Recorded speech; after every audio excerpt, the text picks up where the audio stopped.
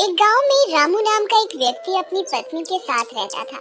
वह जिस गांव में रहता था उस गांव का सबसे गरीब व्यक्ति वही था।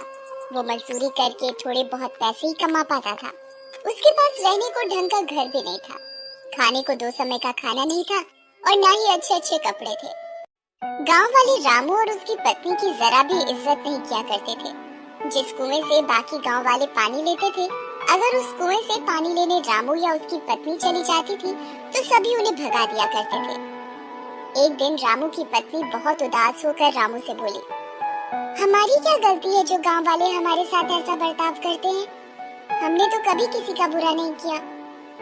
अरे तुम चिंता क्यों करती हो? मैं हूं ना। तुम देखना, एक दिन यही गांव वाले हमसे मिलने के लिए लाइन लगा देंगे।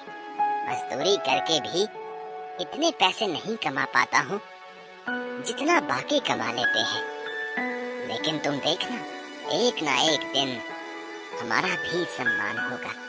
रामू दिल का बहुत अच्छा इंसान था। वो कभी किसी के साथ बेईमानी नहीं करता था।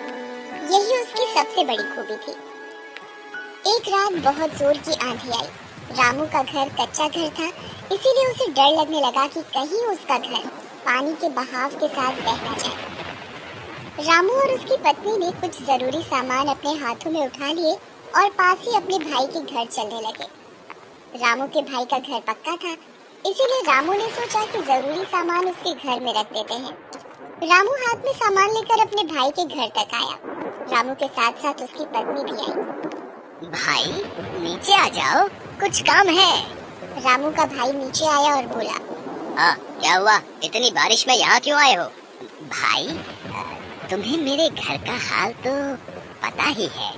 सारा सामान पानी के साथ बह ना जाए, इसलिए मैं कुछ अपना जरूरी सामान तुम्हारे घर में रखना चाहता हूँ। क्या तुम्हारा सामान मेरे घर पर? नहीं नहीं, मेरी पत्नी मुझे बहुत डांटेगी। मैं नहीं रख सकता तुम्हारा सामान। तुम जाओ, अपने घर में ही रहो। रामू का भाई गुस्से में अपने घर के अंदर चला गया। रामू और उसकी पत्नी दुखी होकर वापस अपने घर आ गए। बारिश बहुत जोर से हो रही थी, इसीलिए रामू और उसकी पत्नी अपना सामान और घर की रखवाली करने के लिए पूरी रात जागते रहे। सुबह हुई। अब तक बारिश बंद हो चुकी थी। अब ऐसी बरसात की स्थिति में रामू को एक भी काम नहीं मिल पा रहा था। कुछ महीने इसी तरह गुजर गए। एक बार रामू से गांव में शहर के कुछ अमीर व्यक्तियों ने मिलकर 1 सप्ताह मेला लगवाया। सभी अमीर व्यापारी अपनी अपनी मोटर गाड़ियों में गांव का मेला देखने आए। एक व्यापारी अपनी गाड़ी से गांव तक आ गया। अचानक जोर जोर से बारिश होने लगी। उस व्यापारी की गाड़ी कीचड़ में फंस गई। उसने बहुत कोशिश की, लेकिन उसकी गाड़ी कीचड़ से नहीं निकल पा रही थी। बारिश बहुत तेज हो रही थी। गांव के कुछ लोग वहां से गुजर रहे थे तो व्यापारी ने उनसे मदद मांगी। इतनी बारिश में हम क्या मदद करेंगे? ऐसा कहकर वे लोग वहां से चले गए। लगातार बारिश हो ही रही थी।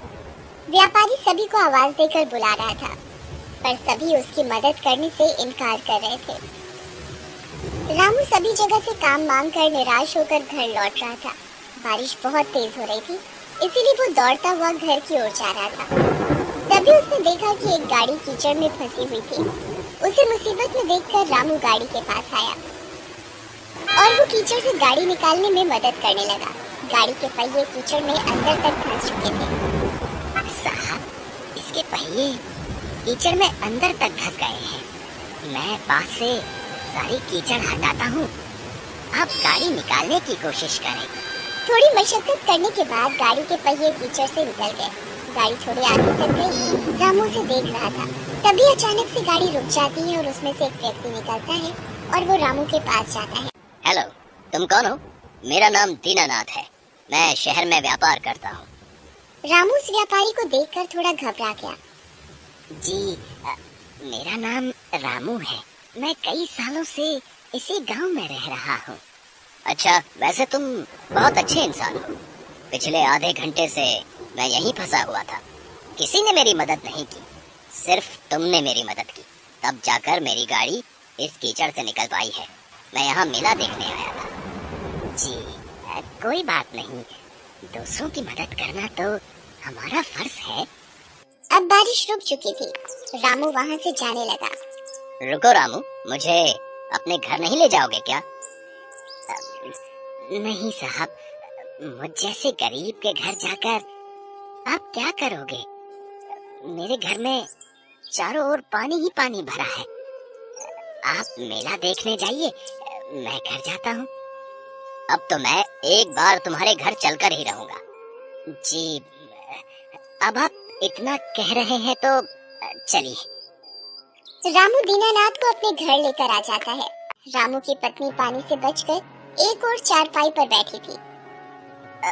देखो, साहब आए हैं हमारे घर, जाओ कुछ खाने को लेकर आओ। दीनानाथ रामू का घर देखकर बहुत उदास हो गया। तुम क्या काम करते हो? साहब क्या बताऊं, मैं तो कब से काम की तलाश में हूँ, कोई काम ही नहीं देता। बस इधर उधर से घूमकर कुछ मजदूरी का काम कर लेता हूँ। बारिश की वजह से अब वो भी बंद है। तब तक रामू की पत्नी एक प्लेट में एक गुड़ का ढेला लेकर आई और बोली, साहब हमारे घर में अभी यही बचा है, कृपया इसे ही खा लें। हाँ हाँ, क्यों नहीं। रामू, तुम्हें कोई काम नहीं मिल रहा है, अगर तुम चाहो तो मैं तुम्हें काम दे सकता हूँ। साहब क्या सच में आप मुझे काम देंगे?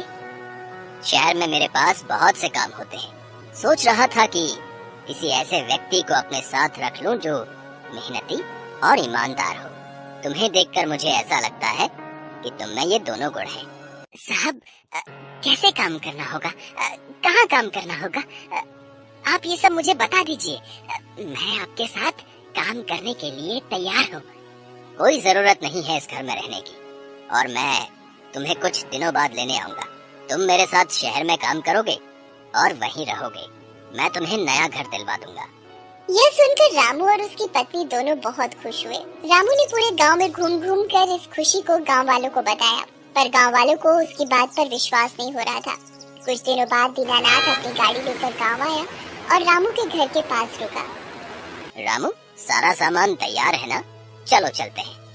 रामू और उसकी पत्नी सारा सामान लेकर दीनानाथ की गाड़ी में बैठ गए। गाड़ी चल पड़ी। सभी गांव वालों का ध्यान उन्हीं लोगों पर था। दीनानाथ रामू और उसकी पत्नी को शहर लेकर आ गया। उसके बाद उसने उन दोनों को रहने के लिए एक घर दे दिया। रामू सारे काम अच्छे से समझ गया था। अब वो दीनानाथ के साथ काम करने लगा।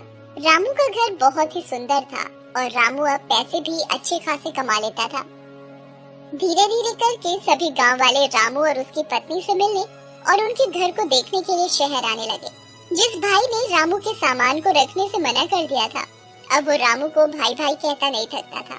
रामू ने आखिर में अपनी ईमानदारी से वो सब कुछ पा लिया जो उसे अब तक नहीं मिला था।